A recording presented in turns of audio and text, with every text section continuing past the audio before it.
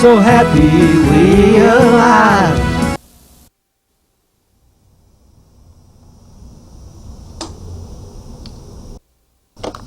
Good evening, and welcome to Louisville Late Night. This evening we're in beautiful San Francisco, California. It sounded to me like 3 years ago when we last saw you, you were embattled,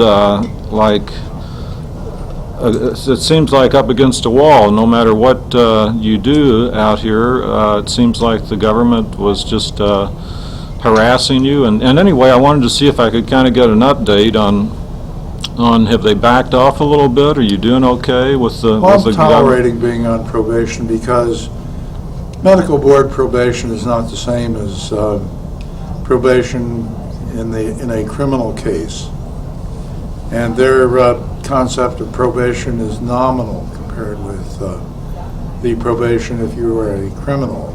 I see. They're not going to come to my house all hours of the day or night and turn it upside down. They're not going to ask me for a urine test, and it's just some fairly straightforward, simple,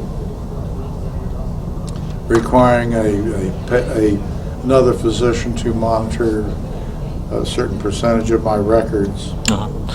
I mean, but what's your overall feeling about the situation now? I mean, it seems like you've been telling the truth day after day, year after year for quite some time, and you know, we look to California for the future, for leadership, and it's not clear to me, you know, what's going on.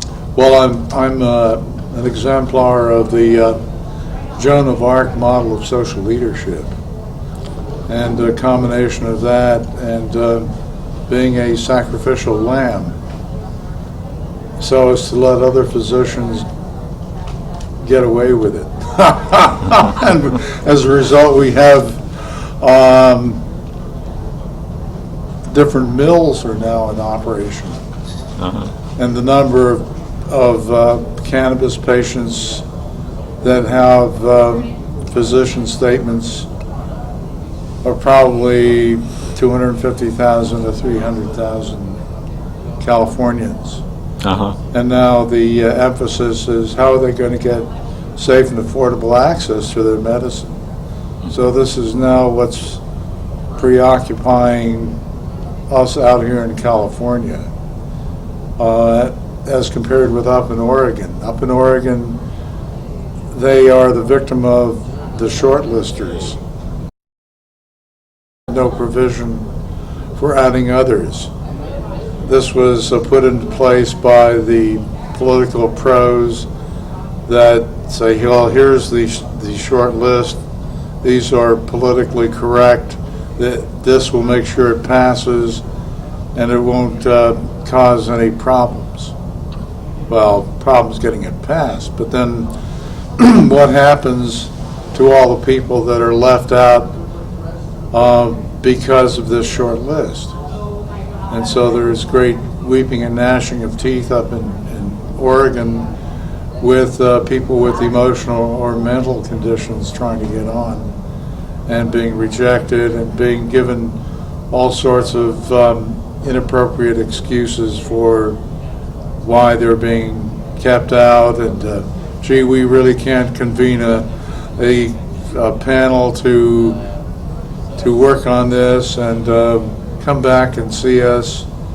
And I'm just following orders from higher up, but we don't know, because in Oregon they have what I call the "Where's Charlie" model of governance. Nobody knows who's in charge, because the person, Grant Higginson, who's titularly in charge, is saying, I'm not in charge, but we don't know who is. And Dr. Higginson says, well, I'm just doing the bidding of what I'm told. I'm just following the letter of the law. But I don't know if I can believe him, since we don't know any of his supervisors. We hear ex-Governor Kitzhaber's name being bandied about, but who knows? Because Kitzhaber isn't around to talk about this. Sandy Burbank, one of the Oregon activists, says that she's making progress in infiltrating the organization, which is influenced by some prohibitionists behind the scenes, but I have no idea who they are. She doesn't tell me who they are, and I don't know. But here in California, the emphasis is, dude, where's my medicine? And it's a matter of scale. They have like maybe 16,000 up in Oregon as compared with the number I articulated for down here. Uh-huh. We've had moratorium fever, and moratorium fever merely means a local government has faced up to the realization that they're going to have to figure out a way to provide safe and affordable access, but haven't figured out how. Uh-huh. And so very few communities have, in fact, bitten the bullet and written regulations to make this happen. We're dealing with a gradually improving relationship with the criminal justice system, in that a key police agency is now accepting medical cannabis recommendation approvals. That's the California Highway Patrol. The biggest enforcer in California, and especially in rural areas where they're functionally the law, because there aren't any other deputy sheriffs out there. But this is what I understand most of the contacts with medical cannabis users is with the CHP. And now they've been given marching orders to sign on with the state-approved guidelines, and if you have documentation that you're a legitimate patient, it's have a nice day, sir or ma'am.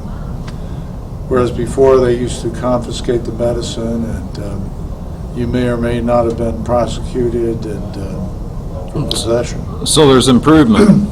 The other place where there's been improvement is if you're flying into LAX and Homeland Security finds it either on your person or in your luggage, and you have proper ID, it's pass on through. All right, that's good news. Not very many people know that, and they think, well, that's a federal operation and they're going to rat you out to the feds, but that's not true. It's the local airport's nickel. So they're being more compliant about that.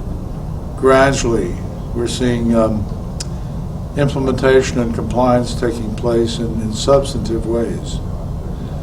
We still have